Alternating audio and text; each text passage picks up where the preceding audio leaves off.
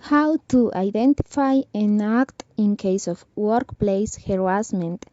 Working in a company can be a very rewarding experience, but when we face situations of workplace harassment, the story is different. Motivation for work is lost and the person's self-esteem is affected. What is workplace bullying? It is any unwanted attitude that threatens the dignity of a person, whether psychologically, physically, or morally. These attitudes create an environment that affects the ability to develop professionally. Not every attitude or demand in a work environment can be considered workplace harassment.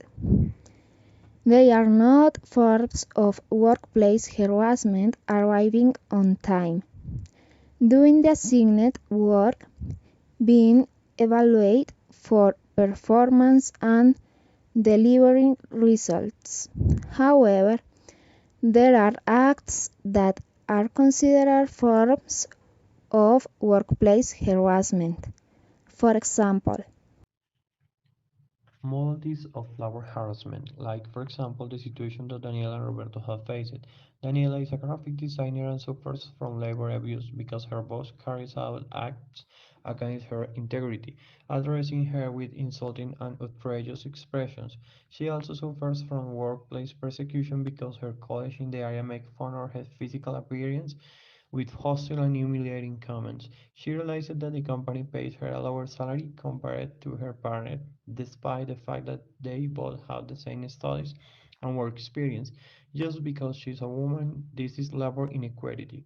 Roberto, supervisor of construction projects, suffers from occurrence because his college had the plans for him.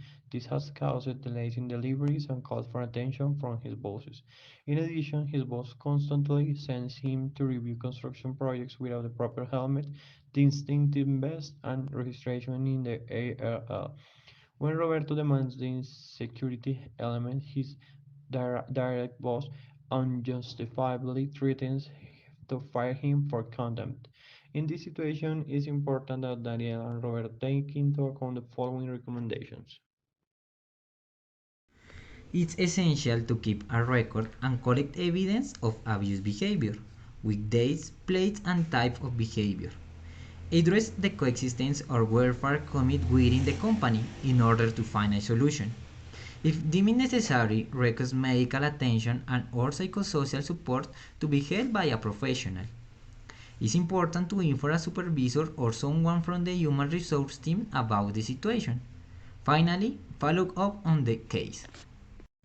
Thanks to the recommendation, Daniel and Roberto were able to overcome their situation of harassment at work with the help of management and the coexistence committee.